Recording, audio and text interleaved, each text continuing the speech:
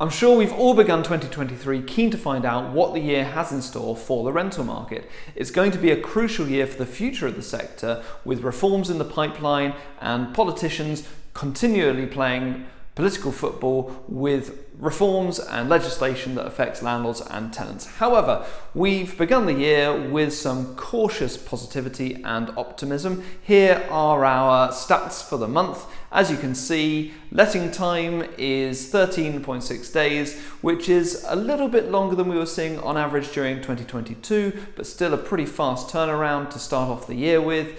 Average rent stands at just under 100%. That's because we had one let agreed during the month of January, which was below the advertised rent, which in itself is a headline not heard of very often. Average rent increases is the rent we achieved on properties that were let during January compared to the rents we were previously getting for those properties. Those have on average increased by 4.8%. Below average compared to 2022, but obviously it's early days for this year. And actually, when you look at the detail of those, the rent increases were all over the shop. We had a couple at around 15%, quite a few where the rent stayed the same. So maybe these are some early indications that the market is perhaps being less consistent than it was last year. What about demand from tenants? That was, as we know very well, through the roof in 2022. And have there been any signs of that demand abating in early 2023? No.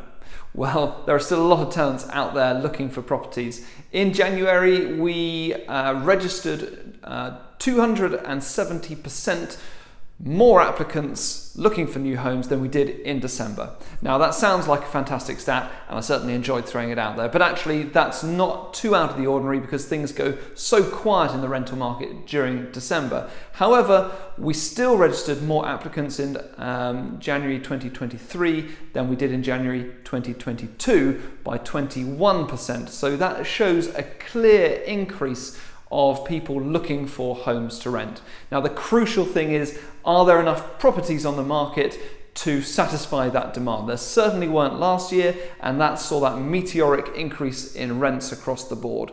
Well, again, we started the year with some cautious positivity. We've had a lot of property valuations in the month of January, which hopefully will lead to more properties coming onto the market in the coming months. 240% more valuations than in December. Again, sounds fantastic. I enjoyed saying it, but things go very quiet in December. But I can back that up by saying that we've actually had more valuations with prospective landlords during January 2023 than we've had in any month going back as far as May of last year. So that goes throughout the peak months of June and July, August, September 2022. So why are we seeing more landlords having their properties valued? To be very honest with you, they're not all investors. Some of them are accidental landlords who've been unable to sell in 2022, but nonetheless, it is a positive sign that we're seeing landlords considering renting out their properties. The big question is, will that all be balanced out when we get into spring and the sales market kicks in by some landlords exiting the market because they've been deterred by upcoming reforms and legislation? We will have to see, but certainly the only thing that is going to balance out this very volatile and active rental market is a greater supply of properties to the sector.